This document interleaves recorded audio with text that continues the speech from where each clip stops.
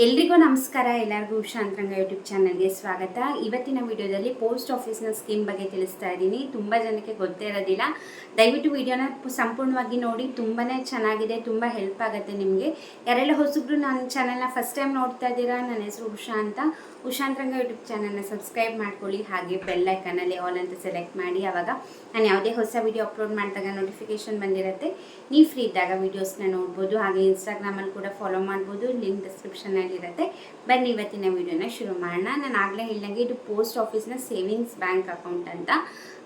Savings account ಥರನೇ ನೀವು ಬೇರೆ ಬ್ಯಾಂಕ್ಗಳಲ್ಲಿ ನೀವು ಹೇಗೆ ಸೇವಿಂಗ್ಸ್ ಅಕೌಂಟ್ನ ಇಟ್ಕೊಂಡಿರ್ತೀರ, ಹಂಗೆ ನೀವು ಪೋಸ್ಟ್ ಆಫೀಸಲ್ಲೂ ಕೂಡ ಈಸಿಯಾಗಿ ಅತಿ ಕಡಿಮೆ ಮಿನಿಮಮ್ ಅಮೌಂಟಲ್ಲಿ ನೀವು ಸೇವಿಂಗ್ಸ್ ಬ್ಯಾಂಕ್ ಅಕೌಂಟ್ನ ನೀವು ಓಪನ್ ಮಾಡ್ಬೋದು. ಪೋಸ್ಟ್ ಆಫೀಸ್ಗಳಲ್ಲಿ ನೀವು ಹೆಡ್ ಆಫೀಸಲ್ಲಾರ ಮಾಡ್ಬೋದು, ಬ್ರ್ಯಾಂಚ್ ಆಫೀಸಲ್ಲಾದರೂ ಮಾಡ್ಬೋದು, ಎಲ್ಲಾದರೂ ಮಾಡ್ಬೋದು. ನಿಮಗೆ ಮಿನಿಮಮ್ 500 ರೂಪೀಸ್ ಡೆಪಾಸಿಟ್ ಮಾಡಿದ್ರೆ ಸಾಕು. ಅಂದರೆ ನೀವು ಮಿನಿಮಮ್ ಬ್ಯಾಲೆನ್ಸ್ 500ನಾದರೂ ಮೇಂಟೈನ್ ಮಾಡಲೇಬೇಕು. ಹಾಗೆ ನಿಮಗೆ ಸೇವಿಂಗ್ಸ್ ಅಕೌಂಟಲ್ಲಿ ನಿಮಗೆ ರೇಟ್ ಆಫ್ ಇಂಟ್ರೆಸ್ಟ್ ಬಂದು 4% ರೇಟ್ ಆಫ್ ಇಂಟ್ರೆಸ್ಟ್ ಬರುತ್ತೆ. ಅಂದರೆ ಇವಾಗ ಅದು ಚೇಂಜ್ ಆಗ್ತಾ ಇರುತ್ತೆ ಪ್ರತಿ ಇಯರು ಅಥವಾ 3-4 ಮಂತ್ಸಿಗೆ ಒಂದ್ಸತಿ ಚೇಂಜ್ ಆಗ್ತಾ ಇರುತ್ತೆ. ಬಟ್ ಅಟ್ ಪ್ರೆಸೆಂಟ್ ಇರೋದು ನಿಮಗೆ 4% ರೇಟ್ ಆಫ್ ಇಂಟ್ರೆಸ್ಟ್ ಇರುತ್ತೆ. ಹಾಗೆ ನಾನು ಆಗಲೇ ಹೇಳ್ದಂಗೆ ಮಿನಿಮಮ್ 500 ರೂಪೀಸ್ ಆದರೂ ನೀವು ಬ್ಯಾಲೆನ್ಸ್ನ ಮೇಂಟೈನ್ ಮಾಡಲೇಬೇಕು.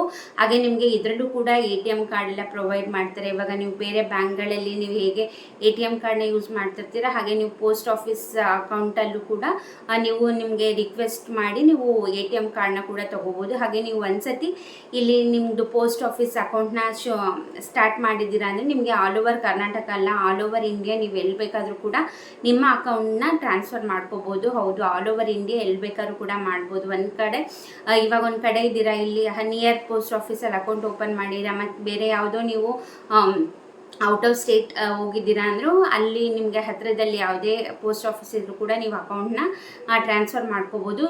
ಹಾಗೆ ಸಿಂಪಲ್ ಡಾಕ್ಯುಮೆಂಟ್, ಜಾಸ್ತಿ ಏನು ಡಾಕ್ಯುಮೆಂಟ್ ಕೇಳೋದಿಲ್ಲ ಅವರು. ನೀವು ಹೊಸ ಅಕೌಂಟ್ನ ಕ್ರಿಯೇಟ್ ಮಾಡಬೇಕು ಅಂತಿದ್ದೀರಾ ಅಂದರೆ ನಿಮ್ಮ ಆಧಾರ್ ಕಾರ್ಡ್, ಪ್ಯಾನ್ ಕಾರ್ಡ್, ಹಾಗೆ ನಿಮ್ಮದು ಪಾಸ್ಪೋರ್ಟ್ ಸೈಜ್ ಫೋಟೋ ಇದಿಷ್ಟು ಸಬ್ಮಿಟ್ ಮಾಡಿದ್ರೆ ಸಾಕು. ನಿಮಗೆ ಈಸಿಲಿ ನಿಮ್ಮ ಪೋಸ್ಟ್ ಆಫೀಸಲ್ಲಿ ನಿಮ್ಮ ಅಕೌಂಟ್ ಕ್ರಿಯೇಟ್ ಆಗುತ್ತೆ. ಮಿನಿಮಮ್ 500 ರೂಪೀಸ್ ಪೇ ಮಾಡಬೇಕು.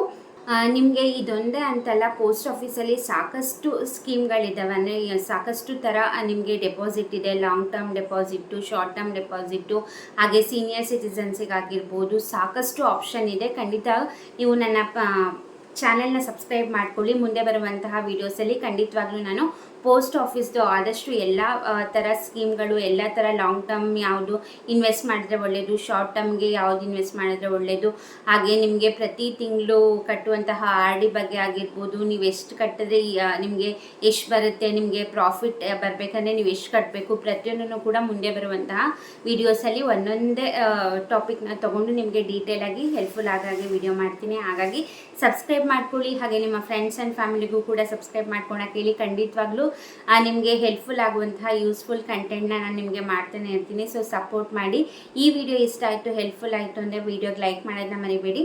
ಹಾಗೆ ಸಬ್ಸ್ಕ್ರೈಬ್ ಮಾಡ್ಕೊಂಡು ನೋಡ್ತಿರೋರಿಗೆ ಥ್ಯಾಂಕ್ ಯು ಸೋ ಮಚ್. ಮಾಡಿಲ್ಲ ಅಂದರೆ ಈ ಕೂಡಲೇ ಸಬ್ಸ್ಕ್ರೈಬ್ ಮಾಡ್ಕೊಳ್ಳಿ. ಹಾಗೆ ಇನ್ಸ್ಟಾಗ್ರಾಮಲ್ಲಿ ಕೂಡ ಫಾಲೋ ಮಾಡ್ಬೋದು. ಇಷ್ಟೊತ್ತು ವಿಡಿಯೋ ನೋಡಿದ್ದಕ್ಕೆ ಥ್ಯಾಂಕ್ ಯು ಸೋ ಮಚ್.